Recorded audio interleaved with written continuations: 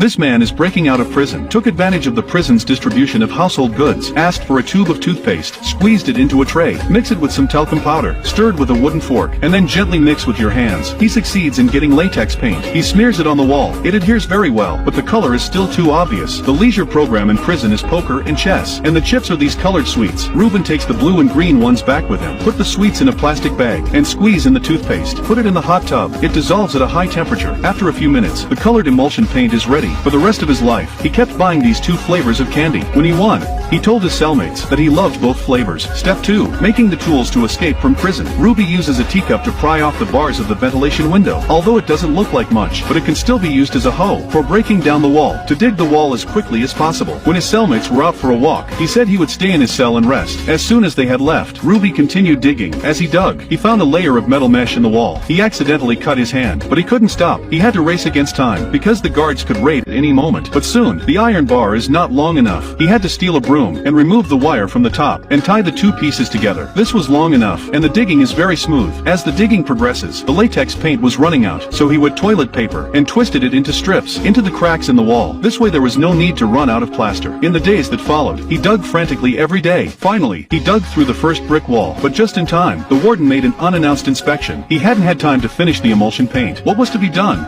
And sure enough, the warden spotted the problem right away. He took out his key and poked at a crack in the wall. It's like someone's been digging here. Ruby was in a panic. He had to make up a story. I don't know.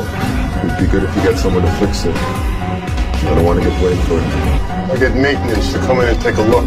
He got away with it, but the maintenance man is coming to check it out in 2 days. In 2 days' time, there's no way Lupe could have hollowed out the rest of it. He'll be found out for sure. What was he going to do?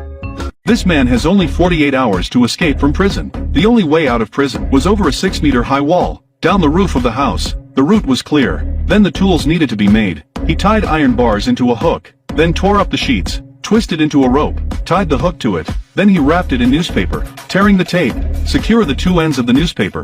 This makes a simple weighted ladder. Finally, insert the remaining pieces of newspaper in one piece, and a tripod is made at the top. That's it. The jailbreak kit was completed. The next morning, he ties the newspaper support to his right leg. The ladder was wrapped around the left leg. He put on his trousers to conceal it perfectly. The tripod was then placed under his shirt, zipped up. Everything was ready to go. Ruby arrives in the activity room. The event was only an hour long, and it's heavily guarded. He had to be on guard against guards on patrol and surveillance cameras. If he wants to escape, the first 10 minutes are his best chance of escape. During this time, the guards are too busy registering prisoners to pay much attention to the area of activity. They can only see the prisoners through the windows. There is a camera in the corner of the cell. Underneath the camera, there is a blind spot for surveillance. And the guards, too, couldn't see this area. So the best place to escape from prison is above the camera. But the barbed wire is very dense here. It's very difficult to get through. There is very little barbed wire on the other side. There is also a cupboard underneath. It is easy to climb, but here, the prison guards can find it at any time. The risk is very high. After some deliberation,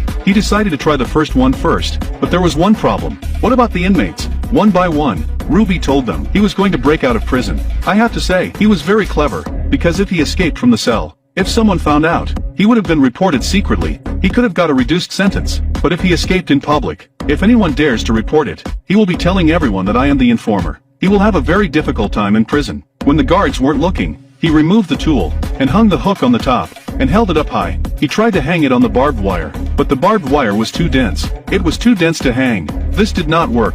Ruby had to choose the second option, although it was extremely dangerous, but he had no other choice.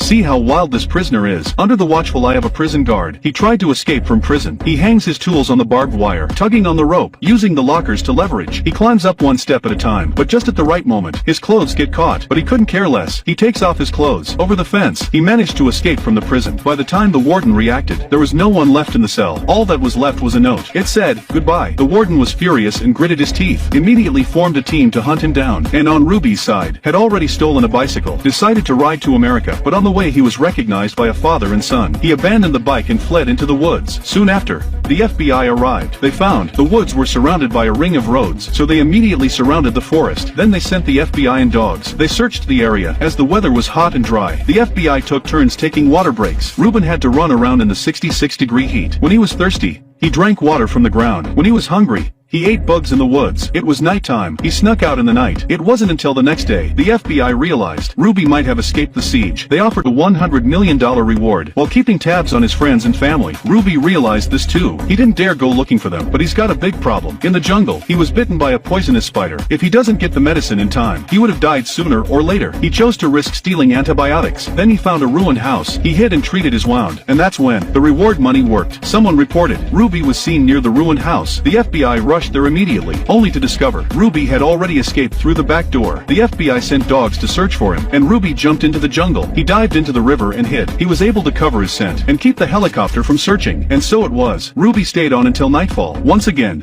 he used the night to escape. He found a lumberyard. He built a small cabin out of discarded timber. Needing a light source, he went to the cemetery late at night, steals the light, and so, he lived in the hut for 6 months. His wounds had almost healed. He was ready to leave and escape, but before he could set off, someone found his cabin. When the FBI received a tip-off, immediately mobilized their entire team. They had Ruby under siege. This time his luck was over. This is a film based on true events, based on a true story. He's currently being held in an even tougher prison, because for a prisoner of his intelligence, there's no telling when he'll break out again.